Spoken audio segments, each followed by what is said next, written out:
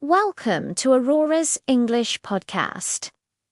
If you're listening to this right now, you may have just walked through a season that changed you, not loudly, not dramatically, but deeply. After hard times, we often expect happiness to return the way it left, bright, effortless, familiar. But instead, we find silence, and sometimes confusion. Today's episode is not about forcing positivity or pretending everything is okay. It's about something gentler, something more honest. It's about learning how happiness changes its shape after we've been tired, broken, or disappointed, and how that new form of happiness can still be real, meaningful, and enough. Take a slow breath. You don't need to fix anything right now. Just be here. But there is a quiet truth we don't talk about enough. After difficult seasons, we don't return to who we were before.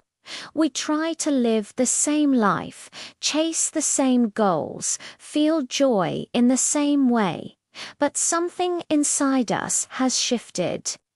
We're standing in the same room, but the lighting is different. The air feels changed. We look in the mirror and expect to see the same person, but the eyes looking back know things they didn't know before. Hard times don't only take things away, they reshape us. The person who endured the storm is not the same as the one who entered it. And this is where the confusion often begins. We think, why don't I feel happy like I used to? We search for that old, familiar spark, but it's not there. It's like trying to fit a key into a lock that has changed. The truth is, happiness doesn't disappear. It simply waits for us to recognize the person we have become. It waits for us to stop mourning the person we were and start getting to know the person who is here now. The moment you stop trying to go back is the moment you make space to move forward into a new kind of life with a new kind of peace. This brings us to our second point. Happiness after pain is quiet. It rarely arrives with celebration or fireworks. It doesn't burst through the door, demanding attention. It arrives softly, almost unnoticed. It feels like the moment you can finally breathe without a weight on your chest. It's the feeling of waking up one morning without that immediate sense of dread. It's the subtle realization that you went an entire hour without replaying a painful memory. It's hearing a song you once loved and feeling a gentle warmth instead of a sharp pang of loss.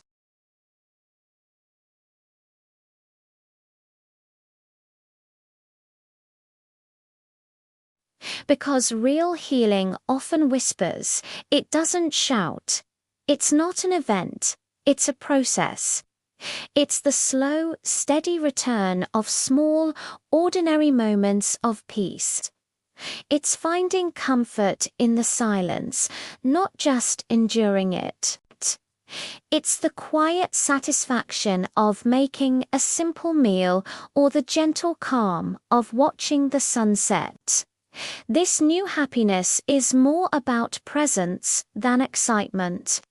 It's about being okay, right here, right now, without needing anything to be different.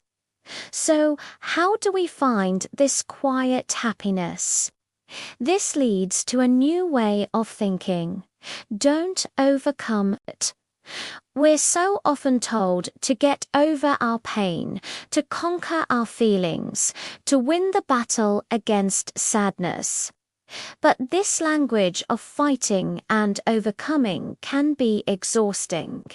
It frames our own emotions as enemies to be defeated. But what if some experiences don't need to be conquered? What if they simply need to be understood and integrated? Instead of asking, when will I stop feeling this way? Try asking a gentler question. How can I live gently with this feeling today? Instead of fighting the waves of grief or anxiety, what if you learned to float? When you stop resisting your emotions, when you give them permission to exist without judgment, they slowly lose their control over you. They become part of your story, but not the whole story. And in that space you create by not fighting, GOM begins to grow. This is coexistence. It's acknowledging the scar without letting it define the whole of who you are. And as you learn to coexist with your past, you'll notice something else important changing. Happiness becomes selective. After hard times, your priorities are rearranged, not by choice, but by necessity. You no longer have the energy for things that don't truly matter. You stop wanting everything. You start choosing peace over approval. You choose depth over noise. You choose relationships that feel safe over ones that offer constant excitement. This isn't giving up. This is clarity. It's a profound wisdom earned through experience. You might find yourself saying no more often. No to crowded parties. No to draining conversations. No to chasing goals that no longer align with who you are. You might prefer a quiet night in to a loud night out. You might keep a smaller circle of friends who truly understand you. This selective approach to life is a sign of healing.